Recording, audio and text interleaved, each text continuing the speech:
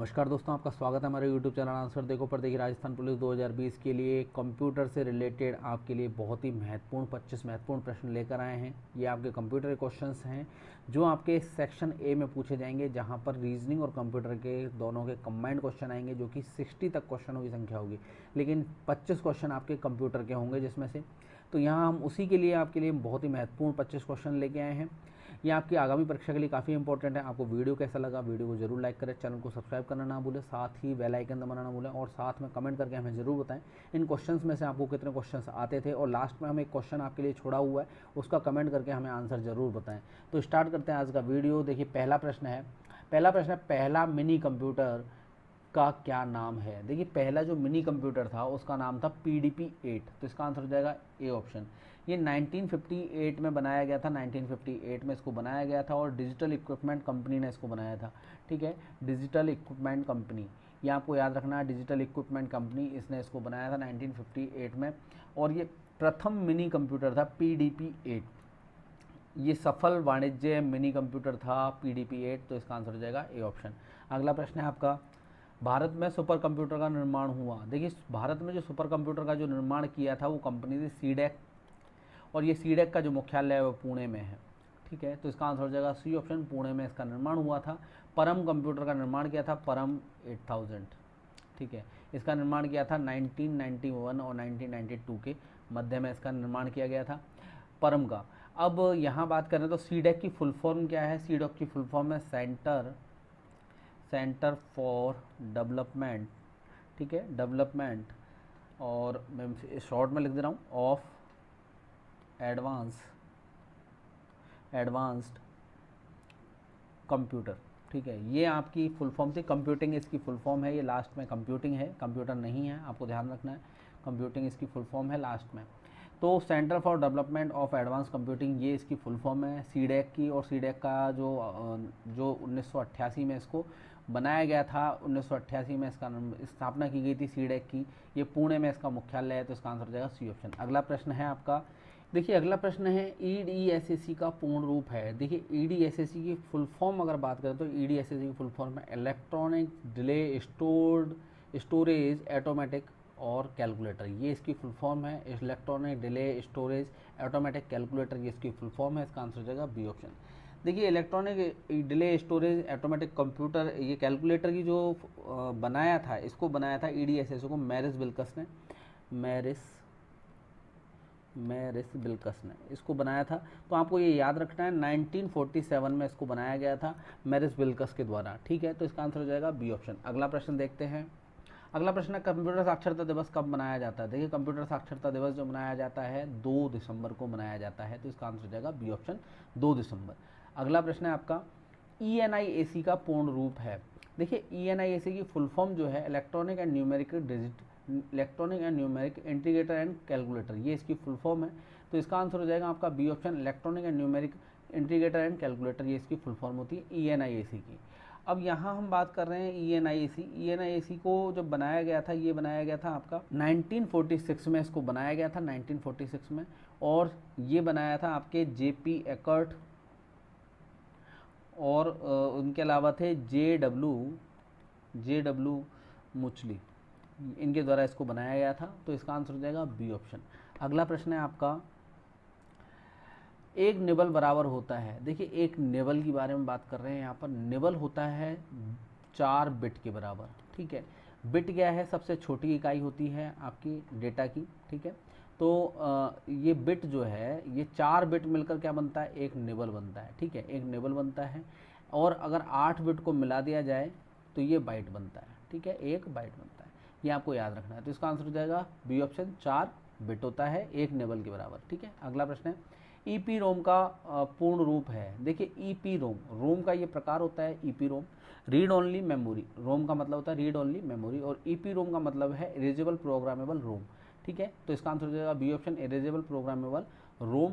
देखिए, EPROM की एक खासियत होती है कि इसके अंदर जो डेटा होता है हम उसको रिमूव कर सकते हैं, जबकि रोम के अंदर डेटा को हम रिमूव नहीं कर सकते। लेकिन erasable programmable read only memory जो होती है, EPROM जिसको हम बोलते हैं, इसके अंदर से हम डेटा को रिमूव कर सकते हैं। किसके द्वारा रिमूव कर सकते हैं, ये हम रिमूव कर सकते हैं अल्ट्रा वायलेट वेव के द्वारा, UV वेव्स के द्वारा। ठीक है। यूवी वेव्स के द्वारा इसके अंदर जो लिखा हुआ डेटा है उसको हम रिमूव कर सकते हैं और उसके बाद में नया डेटा लिख सकते हैं। तो इसका आंसर हो जाएगा बी ऑप्शन। अगला प्रश्न है आपका, कौन सी डिवाइस डेटा और प्रोग्राम के बीच का अंतर समझती है? देखिए माइक्रो प्रोसेसर जो होता है ये ऐसी डिवाइस है जो डेटा और प्रोग्राम के बीच का अंतर समझती है। तो इसका आंसर हो जाएगा ए ऑप्शन।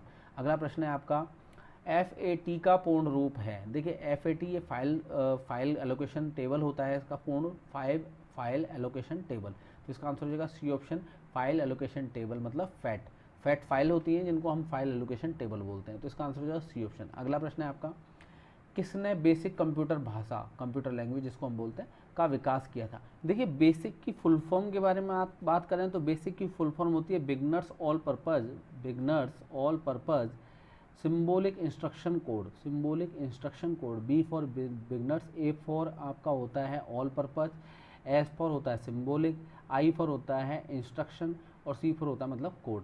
तो ये होती है इसकी फुल फॉर्म और इसको जो बनाया था जॉन जी कैमी ने बनाया था। तो इसका आंसर हो जाएगा डी ऑप्शन, जॉन जी कैमी। अगला प्रश्न देखते हैं। अगला प्रश्न दिया हुआ है आपका, अंग्रेजी भाषा के समान उच्च स्तरीय कंप्यूटर भाषा है? देखिए अंग्रेजी भाषा के समान जो उच्च स्तरीय कंप्यूटर भाषा है कोबोल है, ठीक है। तो इसका आंसर हो जाएगा ए ऑप्शन, कोबोल। ये जो है ये बिजनेस लैंग्वेज है, कॉमन बिजनेस ओरिएंटेड लैंग्वेज होती है, इसका फुल फॉर्म होती है कॉमन बिजनेस ओरिएंटेड लैंग्वेज, इसका पूर्ण रूप है। और इसका यूज जो पर्पस था इसका बिजनेस के लिए इसको बनाया गया। देखिए इसको किसने बनाया था? ये है गॉडफ्राइड विल्हेम, ठीक है, विल्हेम के द्वारा इसको बनाया गया था और ये 1960 के करीब में इसको बनाया गया था। तो इसका आंसर हो जाएगा ए ऑप्शन। अगला प्रश्न है आपका, मदरबोर्ड के कंपोनेंट्स के बीच इंफॉर्मेशन किसके माध्यम से ट्रेवल करता है? देखिए मदरबोर्ड के कंपोनेंट्स के बीच में जो इन्फॉर्मेशन है वो ट्रेवल करती है बस के द्वारा। तो इसका आंसर हो जाएगा डी ऑप्शन, बस। अगला प्रश्न है आपका, कंप्यूटर प्रोग्राम हेतु विकसित की गई सर्वप्रथम भाषा कौन सी है? देखिए कंप्यूटर प्रोग्राम हेतु विकसित की गई जो सर्वप्रथम भाषा थी वो फोर्ट्रॉन थी। तो इसका आंसर हो जाएगा बी ऑप्शन, फोर्ट्रॉन। फोर्ट्रॉन जो है ये फॉर्मूला ट्रांजेक्शन इसकी लैंग्वेज का फुल फॉर्म होती है। तो इसका आंसर हो जाएगा बी ऑप्शन। देखिए दोस्तों अगर आपको वीडियो अच्छा लग रहा है तो वीडियो को जरूर लाइक करें, चैनल को सब्सक्राइब करना ना भूलें, साथ ही बेल आइकन दबाना ना भूलें। आपको इसी तरीके से हम और भी वीडियोस देते रहेंगे, इसीलिए आप हमारे वीडियो के लिए आप हमारे चैनल को सब्सक्राइब जरूर करें और बेल आइकन जरूर दबाएं। लास्ट में हमने जो क्वेश्चन छोड़ा है उसका आंसर जरूर बताएं हमें कमेंट करके कि उसका आंसर क्या होगा। अगला प्रश्न देखते हैं, पत्र लिखने जैसे कार्य करने के लिए प्रयुक्त सॉफ्टवेयर के प्रकार को कहते हैं? देखिए अगर आपको कोई लेटर टाइप करना है या आपको कुछ और लिखना है तो आप अगर ऐसे कोई कार्य कर रहे हैं तो आपको एप्लीकेशन सॉफ्टवेयर की ज़रूरत पड़ेगी।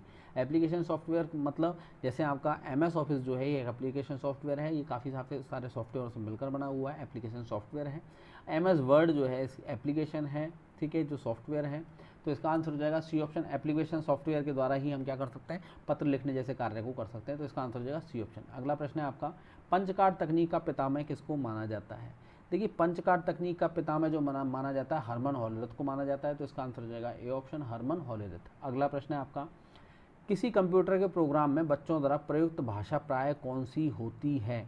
देखिए कंप्यूटर में जो प्रयुक्त भाषा होती है वो होती है लोगो, जो बच्चों के लिए होती है लोगो भाषा, ठीक है। लोगो भाषा का उपयोग किया जाता है बच्चों के लिए, प्रयुक्त जो भाषा है वो है लोगो। तो इसका आंसर हो जाएगा बी ऑप्शन। अगला प्रश्न है आपका, CTRL शिफ्ट और ऑल्ट को कौन सी कुंजियाँ कहते हैं? देखिए फंक्शन कुंजी हो नहीं सकती, अल्फा न्यूमेरिक हो नहीं सकती, इनमें से कोई नहीं। तो मॉडिफायर ये कुंजी है। तो इसका आंसर हो जाएगा B option, modifier. CTRL shift और ऑल्ट ये कुंजियाँ जो हैं ये तीनों अलग अलग तरीके की कुंजियाँ हैं, तो ये मॉडिफायर कुंजियाँ हैं। तो इसका आंसर हो जाएगा बी ऑप्शन। अगला प्रश्न है आपका, LCD का पूरा नाम क्या होता है? देखिए LCD का जो फुल नेम है वो है लिक्विड क्रिस्टल डिस्प्ले।